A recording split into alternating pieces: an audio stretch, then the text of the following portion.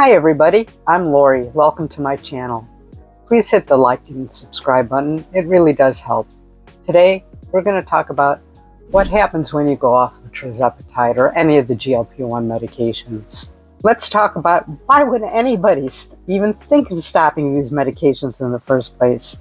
They've been life-changing for so many of us. But hey, life happens. There's plenty of reasons why people call it quits. First up, the obvious. Money. These meds are expensive. Without insurance, you're looking at prices that could fund a nice tropical vacation every month. Even with insurance, the copays feel like they're laughing at your wallet. Then there's the availability issue. Have you tried getting your hands on tirzepatide lately? It's like trying to catch that rare Pokemon. Between the shortage, waiting list, no vendors, people turning to compound options, or just giving up entirely. And let's not forget the side effects. Nausea, vomiting, digestive drama make you question your life choices. You're out there trying to be healthy and your body is like, what if I made you regret that salad you ate? Some people power though. With others, nope, not worth it. But here's the kicker. Some people stop because they've reached their goals. They've lost their weight. They've improved their blood sugar. And they're wondering, can they maintain it without meds? It's a little graduating, exciting, but kind of terrifying at the same time. Hey, are you thinking about stopping tirzepatide? Or wondering if compound versions are the way to go? Before you make that leap, let's talk about what really happens when you go off of these meds, how compound options stack up, and most important, how to stay on track without losing all the progress you've worked so hard for. Let's be real. Whether you're stopping because of cost, side effects, or you just hit your health goal, the idea of saying goodbye to these meds can feel like you're breaking up with a really supportive partner. You're asking yourself, will I be okay without them? What if everything falls apart? Am I about to eat the entire pizza all by myself again? Well, it's totally normal to have those questions and little fear.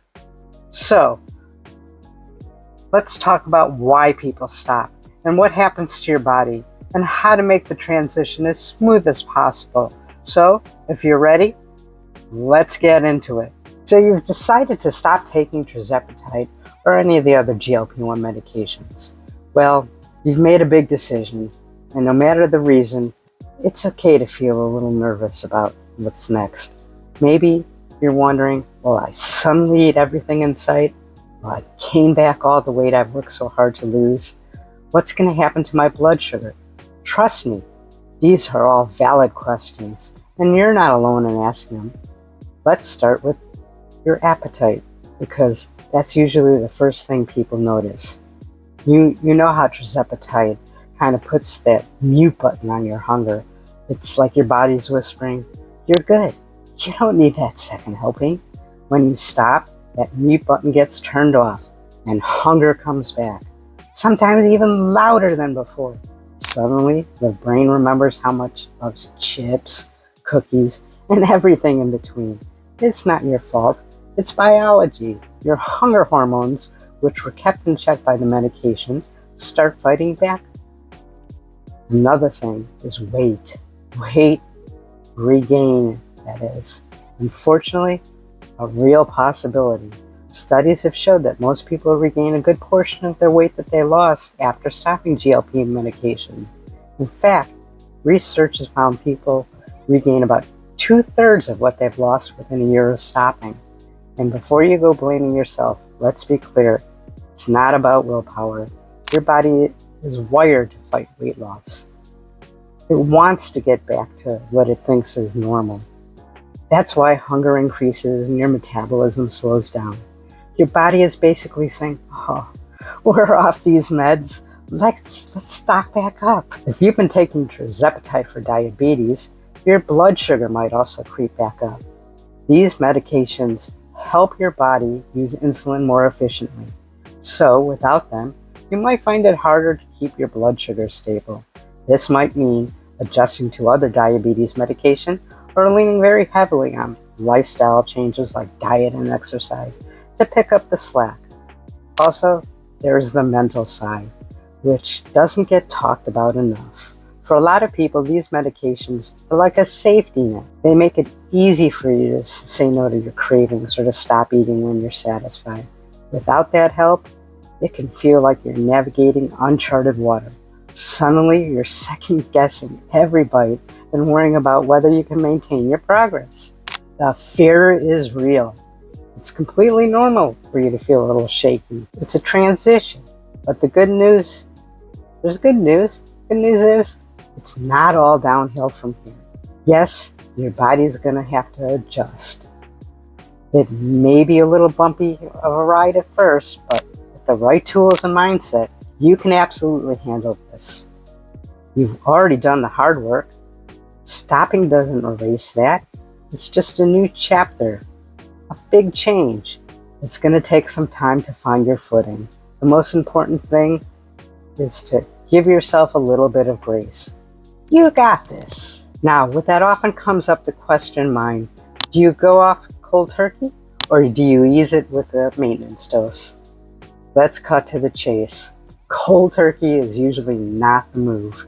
Trust me, your body is not going to love that approach. And here's why. Just think about it. Giving your body a steady supply of appetite suppressants magically every week, your hunger hormones are kept in check. Your blood sugar has been at its best behavior, and everything seems to be running smoothly. Then, one day, you pull the plug. Your body's like, wait, what just happened? Where's my helper? It doesn't just adjust calmly, it panics. Hunger hormones ramp up and cravings might hit harder than ever. Your blood sugar could start spiking. It's a bit like going from summer vacation straight to finals. Your body needs time to adjust, and that's where the maintenance dose comes in. This gradual taper off gives your body time to adjust without throwing it into full rebellion mode. It's like slowly weaning yourself off of caffeine instead of going cold turkey and spending the next week or so cranky, headachy, and in a haze. Trust me, a maintenance dose could also help you with things like appetite control and blood sugar management while your body's trying to figure out how to work without the medication. It's not a forever solution, but it's a nice way to soften the landing as if you transitioned off. Plus, it gives you time to build new habits like focusing on high protein meals and getting good exercise while still having a little help from the meds. Of course, it's not a one-size-fits-all solution. What works for one person may not work for the other person, and that's why it's important to talk to your doctor. I repeat, talk to your doctor.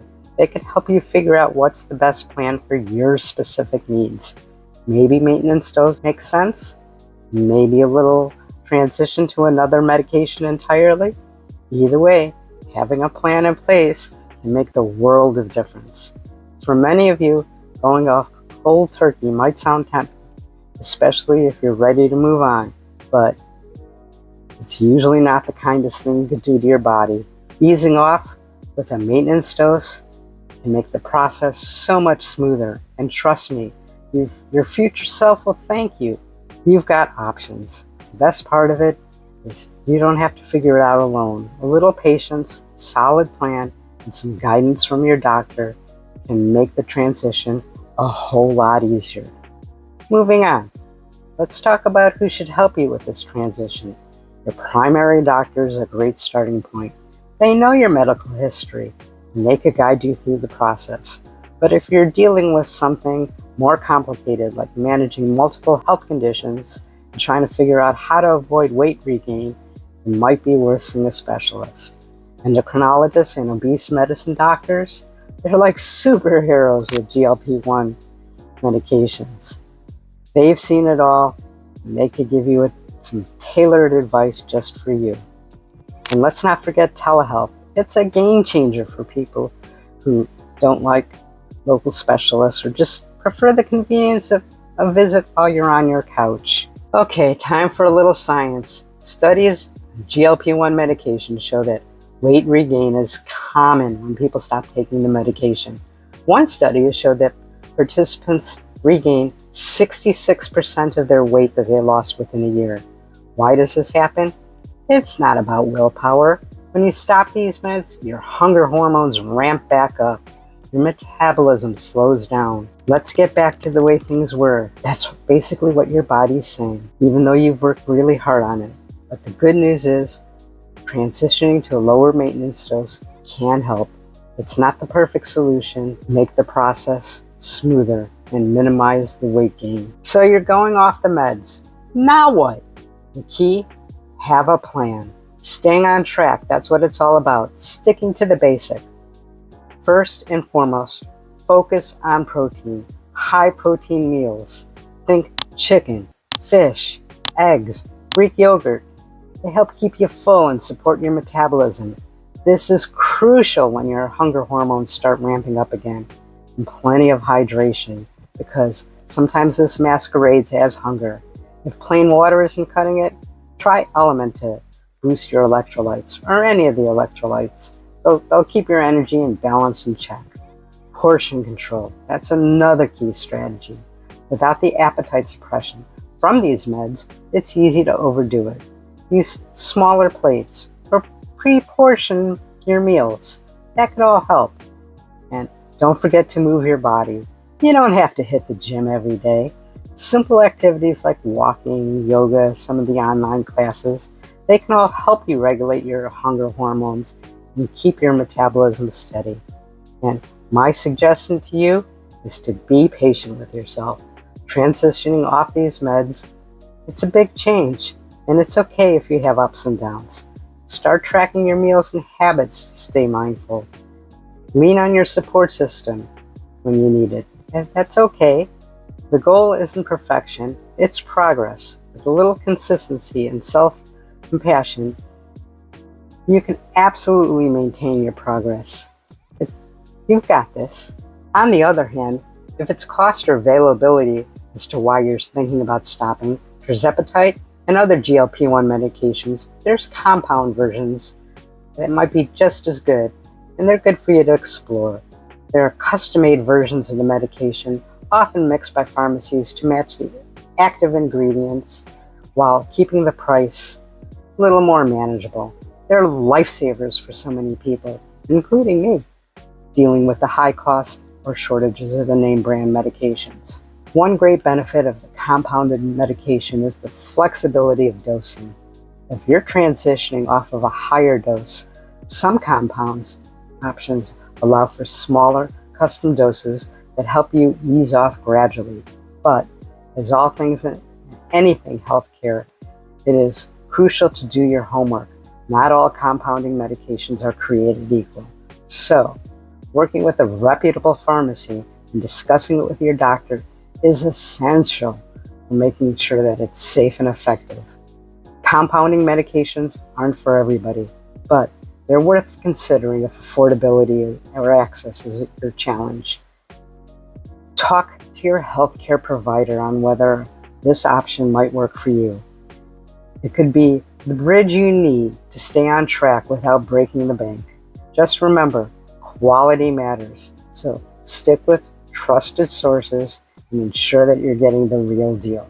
Honestly, stopping tirzepatide or similar medications, it's a big decision, but it doesn't have to be a scary one. Whether you're staying on a maintenance dose or whether you're stopping because of cost, side effects, or you simply just reached your goals, there are ways to make the transition smoother. Talk to your doctor, explore maintenance doses, and don't forget about the tools that you already have, like healthy eating, exercise, and support. And most important, give yourself grace. Progress isn't always linear, but every step you take matters. And that's a wrap. If you found this helpful, don't forget to hit that like and subscribe button. You can share this with anybody that you think might be interested in it. And if you want to tell me about anything in your journey about your stopping, going on maintenance, or just worried about it, just let me know in the comments. Thanks for hanging out with me today. Stay healthy and take care.